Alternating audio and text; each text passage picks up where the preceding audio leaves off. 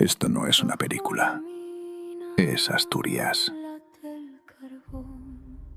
Durante muchos años, miles de hombres bajaban cada día a la mina. No había luz del sol. No había aire limpio. Solo oscuridad, polvo y silencio. Trabajaban a cientos de metros bajo tierra, en túneles estrechos, peligrosos, donde cualquier error podía costar la vida. Y a veces pasaba.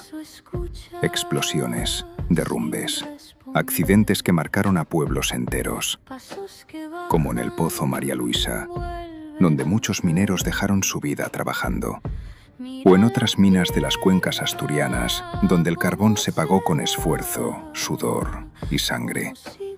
Cada casco, cada lámpara, tenía una historia detrás.